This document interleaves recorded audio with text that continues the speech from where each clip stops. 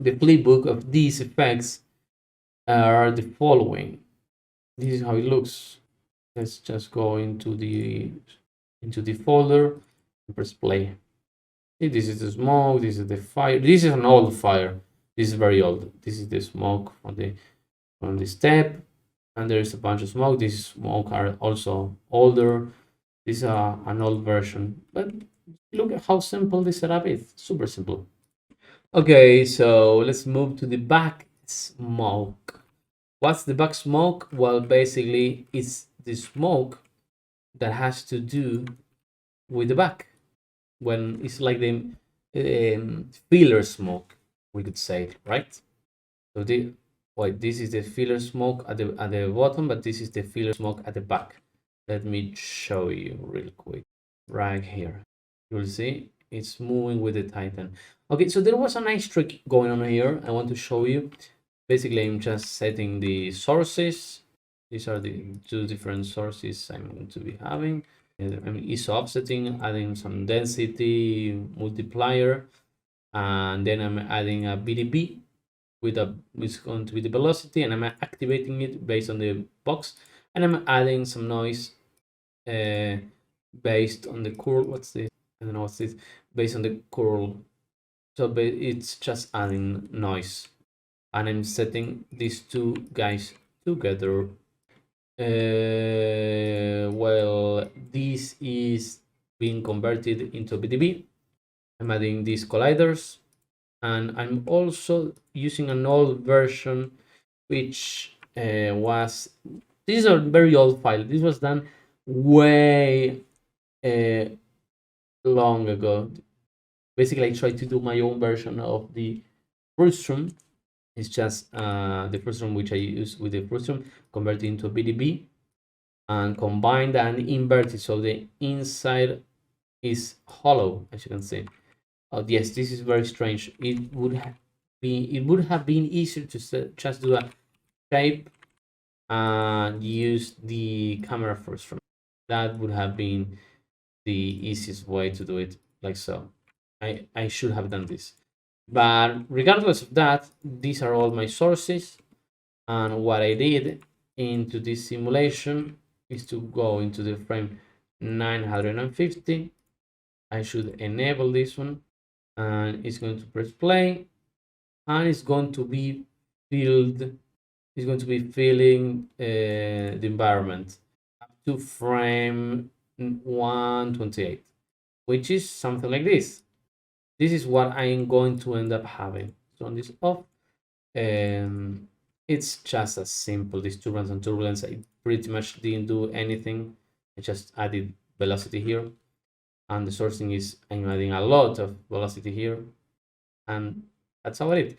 But this is the frame I wanted to save. This is a current frame, so it's just a singular frame right here. There's nothing else.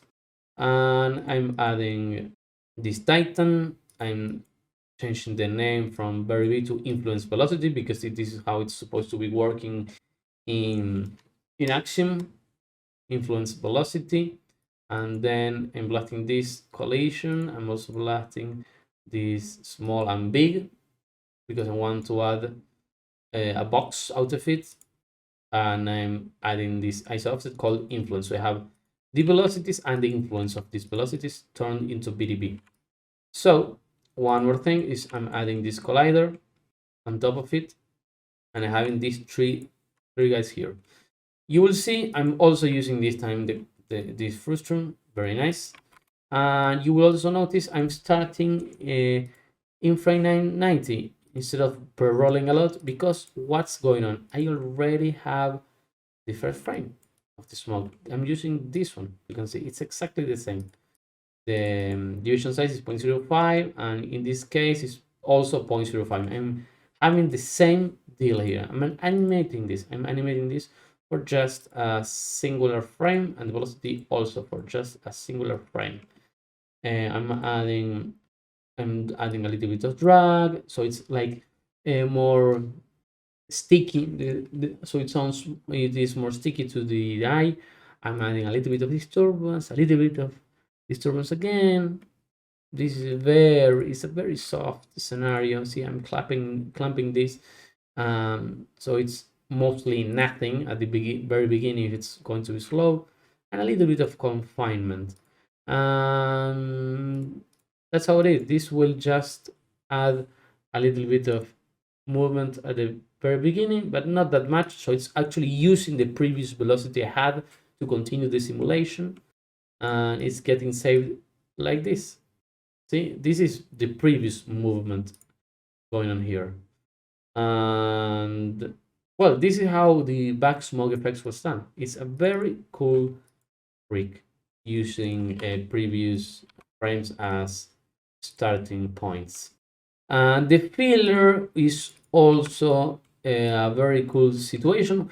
The same concept, as you can see, this is the same thing, but the very beginning is changed. It's a box which is changed and transformed. The velocity is right there, and I'm adding some. It has velocity density. This is the collider, and this is going to be the sink. It's the same trick. What I'm doing here is that if it falls down, it's just getting deleted. And this is now an old Axiom solver. This was done really long ago. But this is the prism. This is how it looks. As you can see, it's a singular frame of the smoke colliding to the right. That's about it. There's not much to it. The wind is going to this direction, which is basically forwards to the X and downwards. And I saved a singular frame and I split this based on density, and I cache this. I don't remember why I did this. Probably because this Axiom solver doesn't have a cache attached into it. And then I combine this with this density. I'm just combining it. I'm cutting it. It's another way to do it. If I were to do this right now, I would just do the following trick. Look at this. I will grab a clip, very big clip, and I would say, hey, mask from camera, and use, I don't know, let's say this camera. And you can see it's very cool. You can add padding, so you can enlarge it, and it's really fast. That's how I would be doing it right now. I'm resampling this, so it's half the resolution, and no, so it's more resolution, and I'm adding a noise on top of it. See, it looks way better. Then I'm merging it with the previous velocity. It has velocity, and well, temperature is 0, and this is the frame I want. It's the same trick. The same trick applies here for the movement of the Titan, and I use this collider. This is the same deal. I believe it's the same solver, the old one, the one I showed you before, and this is how it looks. This is the Titan moving. As you can see, it's moving everything right there. And you may say, hey, but it's not moving on the ground. Well, it actually is. It's very, very small, but it's subtle, but it's there. It's moving a little bit to the right and colliding a little bit with the rocks. So you can tell this adds to the overall scene. That's the field smoke. Okay, so the smoke effects for this step are they're not so easy, but you will see. So firstly, I started with a sphere. I transformed it somewhere. I mean, it's like I'm enlarging it, and then I'm adding on top of that a mountain, as you can see. So it's a little bit noisy. I'm also transforming it. Well, it's like I'm just flattening it and also animating it a little bit, and then I'm moving it also in this scale. I'm doing that, but I also changed the pivot, so it's on the bottom of the bounding box, and this is how it looks. Is whoop, and that's the simulation. This is the collider, so I'm basically combining this with the ground, and I'm getting the Titan collider. I'm also combining it, so there is no smoke inside the foot. As you can see, it's getting deleted by that. I'm resampling that. Basically, I'm just adding more resolution and I'm converting that into a smoke. Then I'm adding a little bit of noise, which is just, I'm adding a turbulence to the position and I'm sampling the density and adding it back to the density. It's like I'm actually displacing the volume. Then with this wrangle, I'm animating the density. You can see it goes from 0 to, from 1 to 0, so there's nothing else here. That's the base. Then I'm doing a bunch of things. Firstly, this is my base. This is going to be the density. But then I'm calculating the velocity like this. I'm having this volume. This is the frame I would like to have, the 1009. And I'm making a box and I'm activating the BDB based on the reference. So I'm having this velocity of vector. This is a vector float. And based on this base, which is the density, I'm adding velocity. It's just a bunch of curl noises. And that's about it. I'm adding a point. I'm saying, hey, multiply. The position is going to be multiplied by this multiplier, right? This is a point with a multiplier. And this is again the source space. And I'm saying, hey, you should have more velocity near the point. So I'm grabbing this point and I'm subtracting the distance. This is going to create a vector from the point to all the volume. So it's, if it's there, it's going to be way bigger than if it's there. It's a vector going that way. That's all I'm doing. And I'm adding it to the current velocity. And I'm multiplying these guys together. If I multiply all of these values together, it's going to create me a vector. So let me show you really quick what's going on. This is very subtle, but what's going on, let me show you density. Okay, there it is. So if I move this, as you can see, it's like setting the direction where I want this to be moving at. And if I add on top of that a lot of velocity noise, it's going to have more noise everywhere, but it's going to also maintain the original. But yeah, basically I'm just using this as the main driver. The more I have, the more directed to that point is going to be. I'm just multiplying the points. Once I have all these guys together, this is the source I'm going to have. It's always velocity.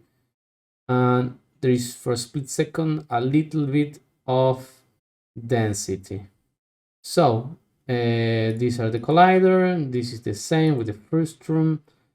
What's going on here is that on the frame 1080, I'm going to have this velocity added a lot, and I'm going to have this value of dissipation of disturbance. Remember, this one disturbance is going to be the small one. This one is going to be a bigger one with a little bit of wind going that way. Well, going that way.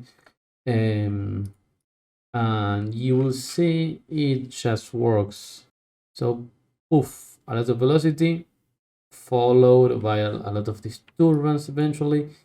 And that's the simulation of the step, which everything is, the main driver is this velocity and a lot of vortex confinement. This is how it looks at the end of the day. And when the camera goes up, the simulation stops. The same, exactly the same deal is for the Titan.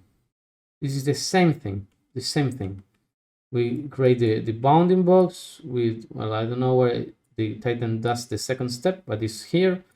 It's the same thing. Boom, all the velocity, exactly the same. And in this case, another source. Boom. See? Very cool. These are the two effects. Then there is a rock effect. Just let me turn off this because they add up. Then there is a rock effect. This one is very nice. I have a rock for simulation, which are some rocks I scatter on top of the wall. Remember the wall? This is how it's This is the collider. And with these rocks, I fused them. I fused some points because this was like separated, if I'm not mistaken. Yeah, this was separate, as you can see. So what I did is to fuse the points on top of each other. I'm setting the names, so everything has its own name, as you can see, the colors. And I'm saying, hey, this is the high, and I'm also doing a poly reduced version, which is going to be the low, which is going to be what I'm actually simulating inside this small simulation. What's this? Okay. Then I'm saying that, hey, everything is active equal to 0. So basically nothing is active. So they will just remain static. And I'm saying, hey, you are group A. This is the group, also the group A. This is group B. And I think these are the same. Oh, yes, I'm basically saying, hey, what's group A and what's group B. You will see I'm animating with these steps. One step is here and another one is here. And what I'm doing is saying, hey, group A, which is this one, this is group A. What you're going to be doing is having a multiplier first, and I'm going to change your active to 1 after the first step. Not only that, but I'm going to add for a small frame this amount of W, which is the spinning motion, and this force. The force is going to be a random number within the point number plus 3 and the multiplier. The multiplier is going to be 1. And the force is going to be upwards 100 and negative on the x-axis. So it's going to go that way, 13. And the initial frame is going to be -1. That's it. Why I'm adding this? Because then I'm going to be adding like an age variable. So I'm going to create this collider, and this is what I had before. And I'm going to dive into the DOP network. So the DOP network begins in frame 1038, which is just before everything jumps. I'm reducing the polygons again because it got messed up. And if I go inside, I have two things. Well, I have a gravity with a rigid body. This is as usual. The RBD packed object, which has this OP input path here, basically is the first input, and a static object, which is the second input. The bounce is 0.1, the bounce forward is 0.1, and the collision is concave. I want everything this to be as the same as shown here. I really didn't care much about the colliders. This is not optimized at all, but I don't know, it worked. And the trick to activating the pieces is, because I'm going to inject this, but I'm going to override with these variables.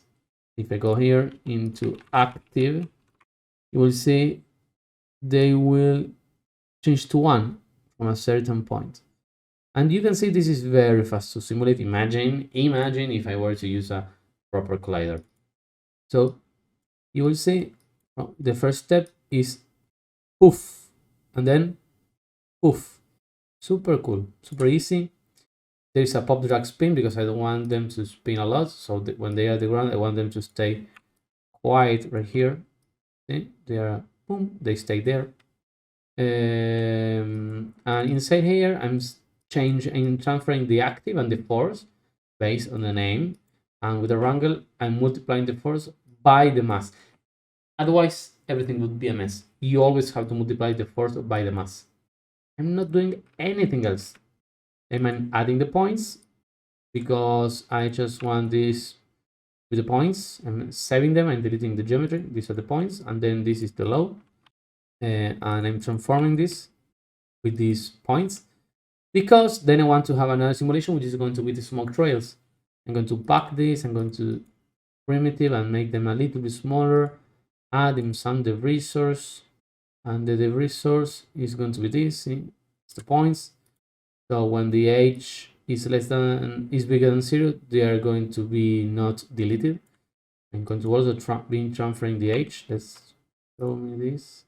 And with this wrangle, what I'm going to do is multiplying the density by 5 based on the length of the velocity from 0 to 4 to 0 to 1, and the age also from 0 to 3 to the inverse. Basically, when they are babies, they get multiplied by 1, and when they are old enough, they get multiplied to 0. The pressure is the same deal, but with just the velocity. The more velocity there is, the more... No, wait, the other way. The less velocity there is, the more pressure there is. If we see the density, this is how it looks. They only have a little bit of density at the beginning, nothing else really. See? And I'm adding a little bit of velocity. I'm changing the velocity a little bit. I'm adding this to a rasterize. And then this is the collider again. This is the frustrum. This is the solver. The solver is just a simple dissipation, disturbance 3, confinement, nothing else, a little bit of wind, exactly the same as the steps, so everything is going the same way.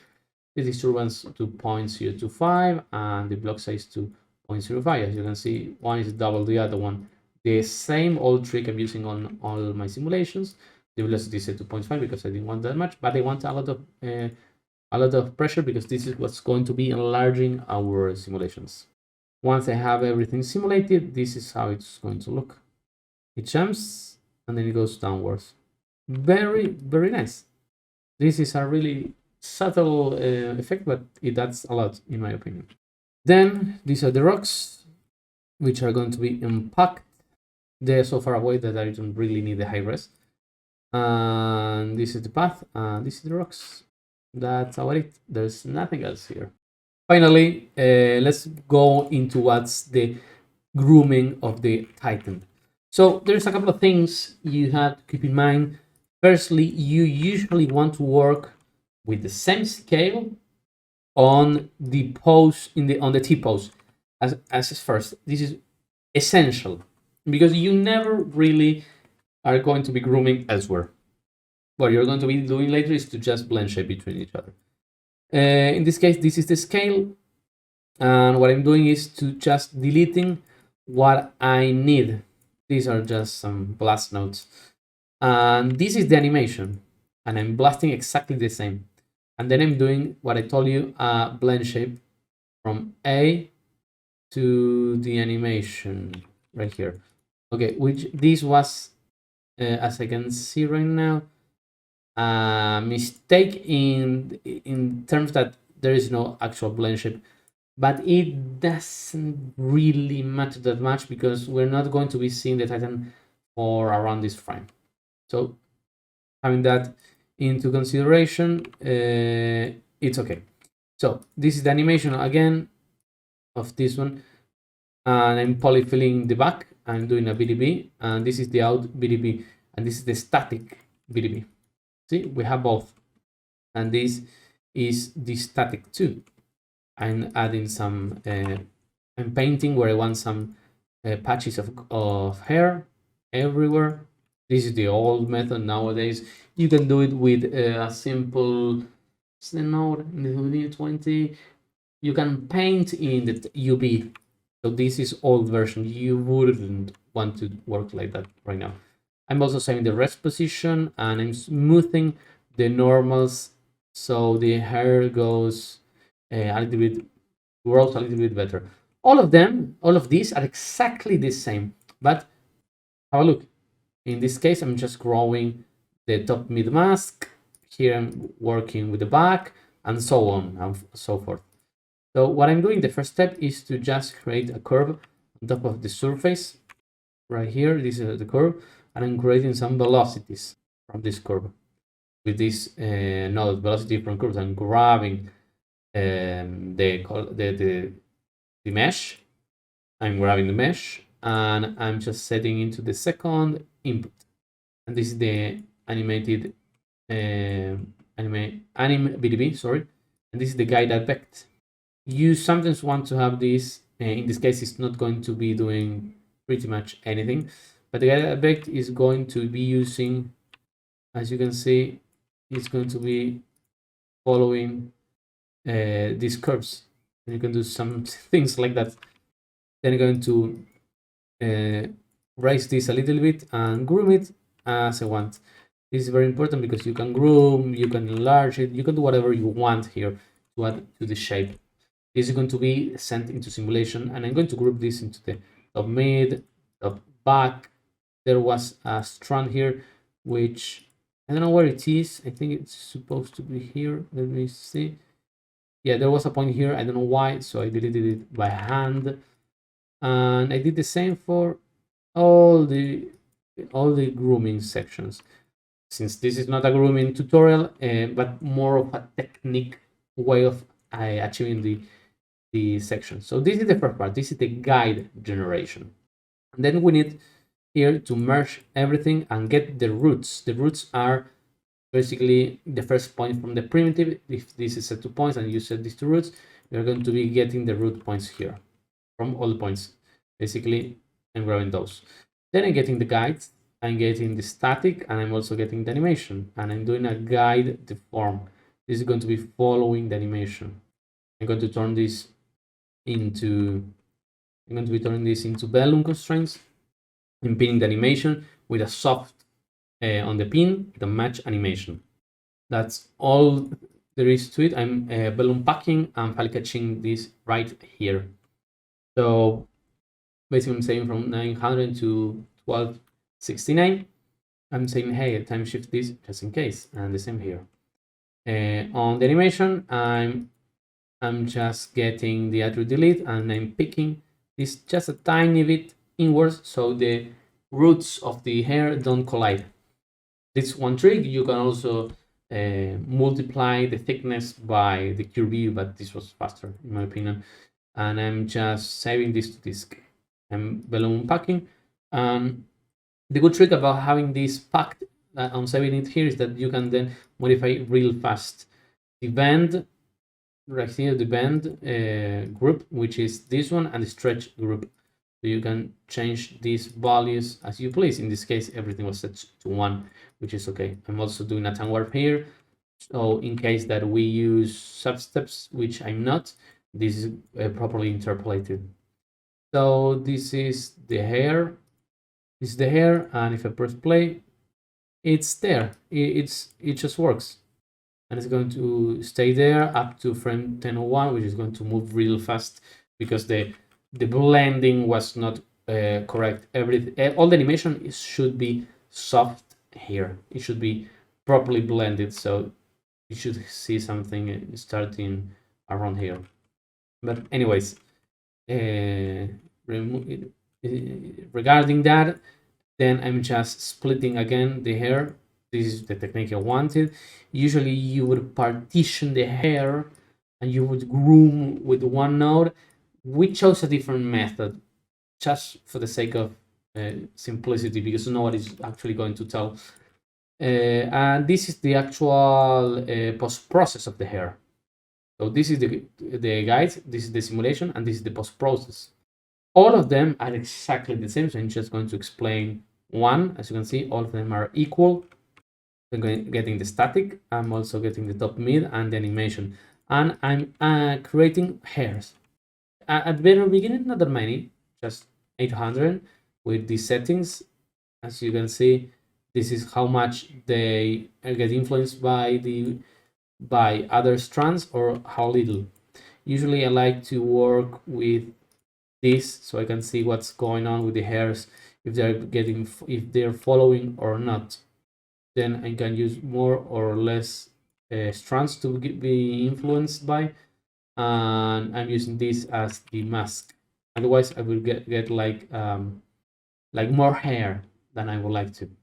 Then I'm clamping this.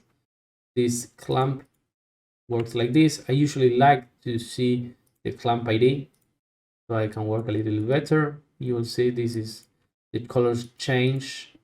I'm making some big clamps at the very beginning.